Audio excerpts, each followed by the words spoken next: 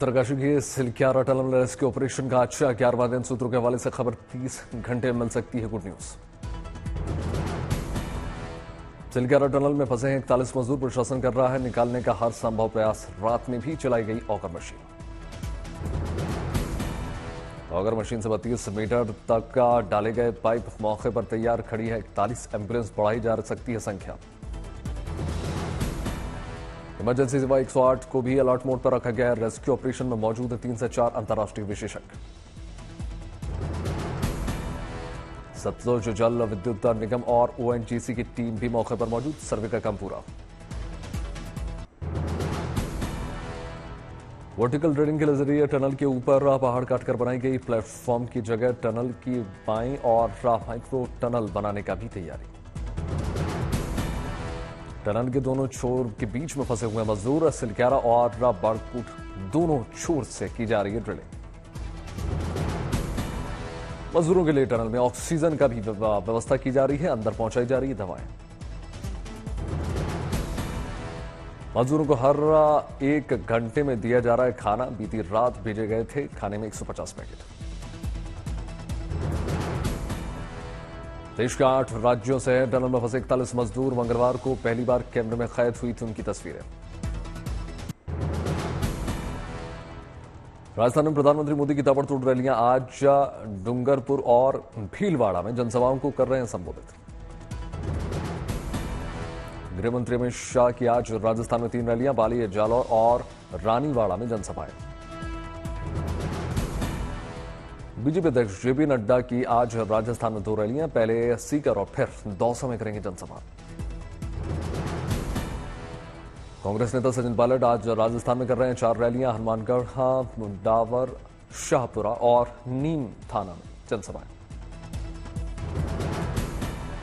मुख्यमंत्री अशोक गहलोत का बयान। 200 सीटों पर लड़ रहा हूं मैं, हर उम्मीदवार मेरा चेहरा। आज राजस्थान दौरे पर उत्तर प्रदेश के मुख्यमंत्री योगी आदित्यनाथ जोधपुर शहर बीकानेर, नागौर, चूरू और अलवर में चुनावी जनसभाएं।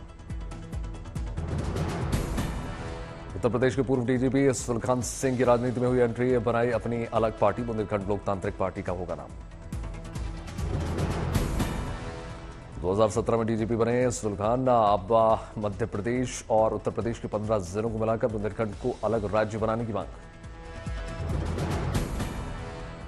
आरएसएस के सरसंघचालक मोहन भागवत का बयान। भारत के पास दुनिया को परेशानी से निकालने का हल। बिहार में गोपालगंज दौरे पर बीजेपी की टीम गांवों में जाकर की जहरीली शराब से मौत के मामले की जांच।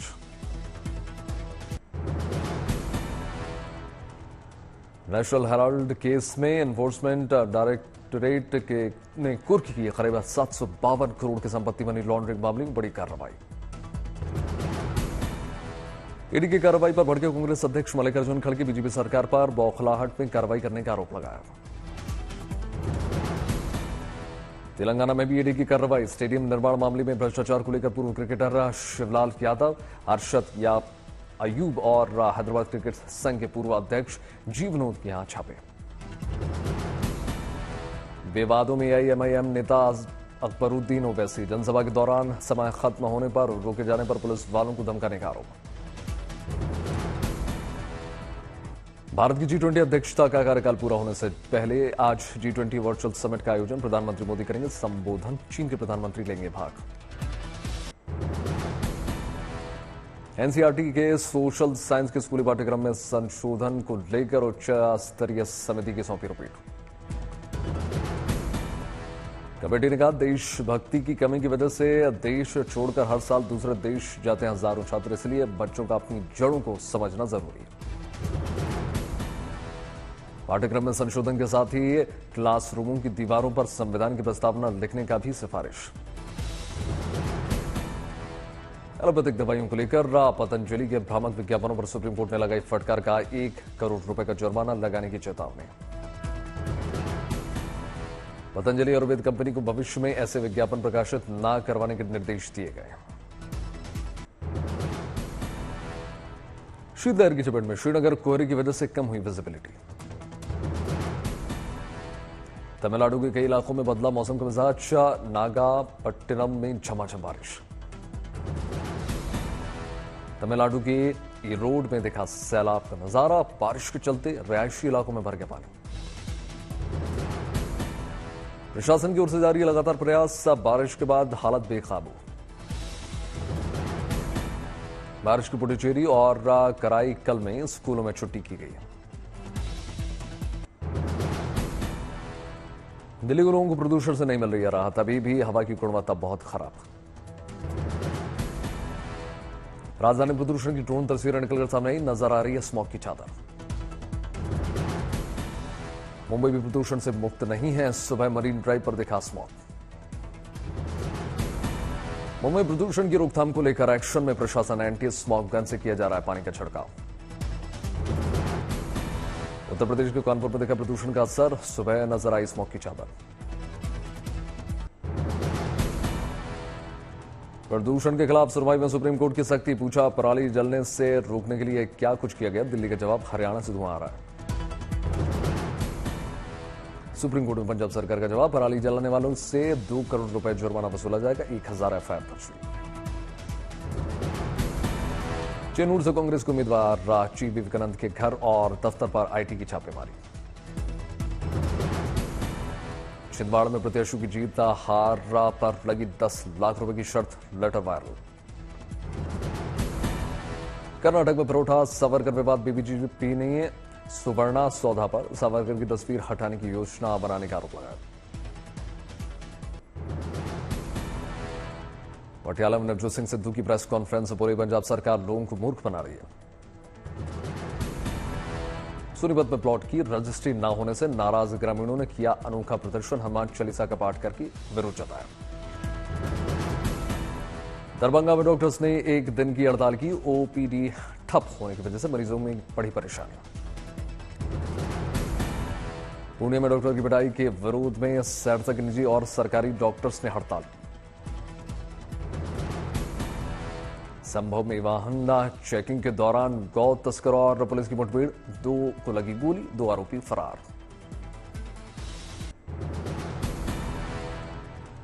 अयोध्या में दीपोत्सव के भव्य आयोजन के बाद प्राण प्रतिष्ठा की तैयारियां तमाम, राम मंदिर के प्रथम स्थल में भी काम लगातार जारी। रामलला के बाल रूप के 3 विग्रह को तराशने का काम युद्ध स्तर पर जारी। रामलला के 3 विग्रहों का निर्माण इस महीने के अंत तक हो जाएगा पूरा, इसके बाद की जाएगी प्राण प्रतिष्ठा की तैयारी। मंदिर के स्ट्रक्चर और गर्भगृह का निर्माण कार्य हो चुका है पूरा, अब फर्श पर संगमरमर से पत्थर लगाने का सिलसिला। फिरोजाबाद के एक स्कूल में छात्र छात्राओं ने उत्तराखंड में सुरंग में फंसे मजदूरों के लिए प्रार्थना की। 30 नवंबर को प्रधानमंत्री नरेंद्र मोदी ब्रज उत्सव में होंगे शामिल, प्रधानमंत्री मोदी के दौरे को लेकर तैयारियां तमाम, प्रशासन जुटा। लखनऊ के कान्हा स्टेडियम में उत्तर प्रदेश की अंतर काशी फुटबॉल टीम और मोहम्मद स्पोर्टिंग क्लब के बीच फुटबॉल मैच खेला गया।